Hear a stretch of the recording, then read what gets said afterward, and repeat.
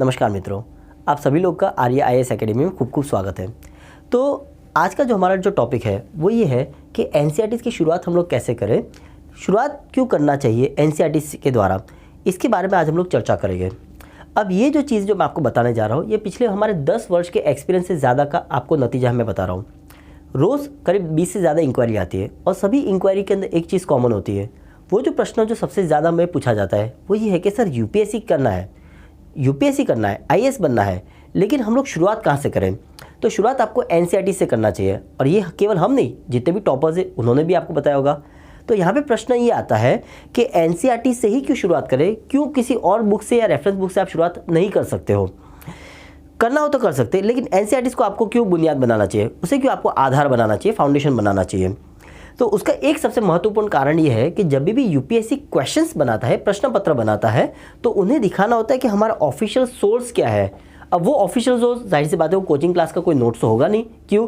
क्योंकि जब एग्जाम लेने वाली संस्था का नाम यूपीएससी है, वो केंद्र सरकार के अंतर्गत अगर आती है तो जाहिर सी बात है उन्हें केंद्र सरकार की तरफ से कोई ऑफिशियल सोर्स दिखाना होगा। तो वो जो स्रोत जो केंद्र सरकार की तरफ से ऑफिशियल गिना जाता है वो पहला क्या होगा, बुनियादी तौर पे अगर आप कहोगे तो आप कहोगे सर वो एनसीईआरटी ही होगा, वो केवल एनसीईआरटी होगा और एनसीईआरटी के अलावा नहीं हो सकता है। आप कहोगे सर बाकी जो स्टेट की जो बोर्ड की बुक्स आती है वो हो सकती है, वो अगर आप स्टेट पीएससी की अगर आप तैयारी करते हो तो आप आपके स्टेट गवर्नमेंट की बुक्स यूज़ कर सकते हो। लेकिन अगर आप यूपीएससी की तैयारी करते हो तो क्योंकि यूपीएससी केंद्र सरकार के अंतर्गत आता है तो केंद्र सरकार के अंदर सीबीएसई बोर्ड मतलब कि आपको एनसीईआरटी रेफर करना होगा। अब वाई एनसीईआरटी, उसके लिए एक दूसरा भी कारण है।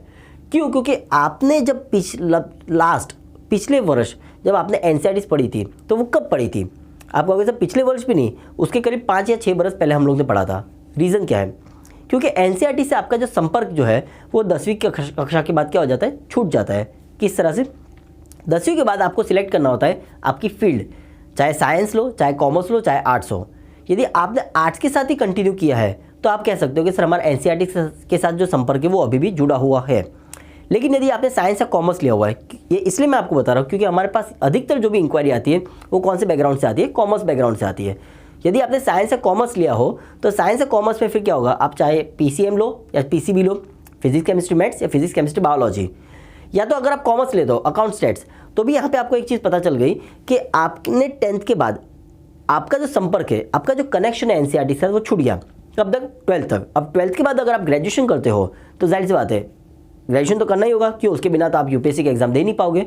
तो जब भी आप ग्रेजुएशन करते हो तो और 3 बरस इसमें आप जोड़ दीजिए कि जब आपका एनसीईआरटी के साथ संपर्क जो है वो छूट गया है।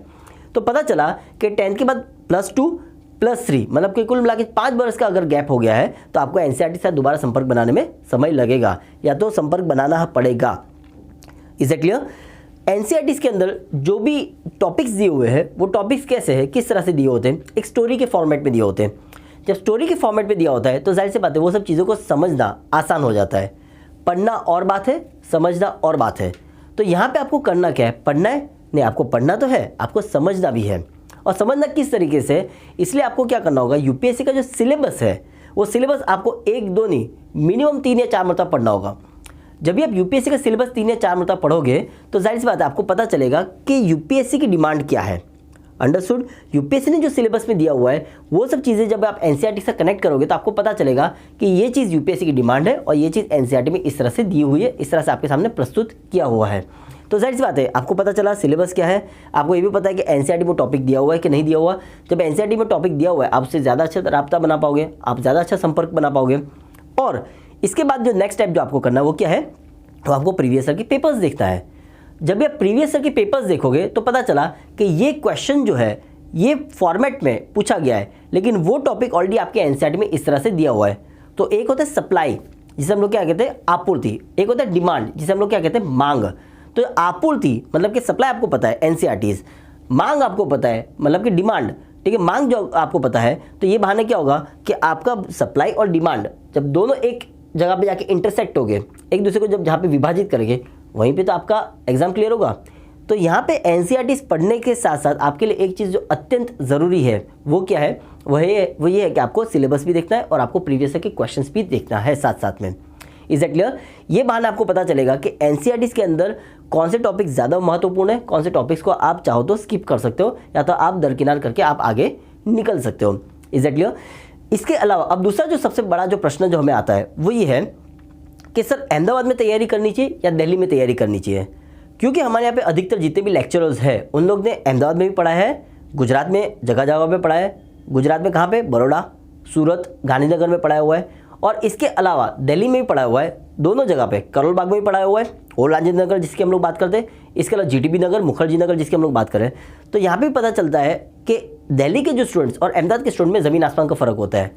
फ़र्क क्या होता है कि दिल्ली में जितने भी स्टूडेंट्स जाते हैं वो सब एनसीईआरटी पढ़ने के बाद जाते हैं, तो जाहिर सी बात है उन लोग का मैच्योरिटी का जो लेवल होता है वो अहमदाबाद मतलब कि गुजरात के स्टूडेंट से थोड़ा ज़्यादा होता है। जब ज़्यादा होगा तो वहाँ पे जब आप लेक्चर्स अटेंड करोगे तो आपने देखा होगा कि आपको बेसिक्स ही पढ़ाया जाता है, आपको एडवांस लेवल की चीज़ें ज़्यादा पढ़ाई जाती है। यहाँ पे अगर आप आओगे तो जाहिर सी बात है हम लोग आपकी शुरुआत कहाँ से करेंगे? एनसीईआरटी के बेसिक से करेंगे, मतलब कि उसके आधार मतलब कि बुनियाद से आपकी शुरुआत करेंगे। तब जाके आपका क्या होगा? आपका स्ट्रक्चर मजबूत बनेगा। जब आपका फाउंडेशन स्ट्रांग होगा तो आप ज़्यादा अच्छी तरीके से करंट अफेयर्स को समझ पाओगे। जब करंट अफेयर्स को ज़्यादा से अच्छे तरीके से समझ पाओगे तब आप उसका क्रिटिकल एनालिसिस कर पाओगे, और जब भी आप उसका क्रिटिकल एनालिसिस कर पाओगे तो ये बहाने क्या होगा? आपका एग्जाम जल्दी से तेज़ी से क्लियर हो जाएगा। अब तीसरा प्रश्न वो ये है कि सर एनसीईआरटी कौन सी पढ़नी है? तो यहाँ पे आप अगर आप देखोगे तो हम लोग ने एनसीईआरटी का लिस्ट भी आपके सामने रखा हुआ है। वो कौन सी एनसीईआरटीज़ है जो आपको काम आ सकती है। तो ये जो लिस्ट है ये हम लोग ने इंग्लिश मीडियम के एनसीईआरटीज़ के लिए रखा हुआ है, और ये जो लिस्ट है ये हम लोग ने हिंदी मीडियम स्टूडेंट्स के लिए भी रखा हुआ है।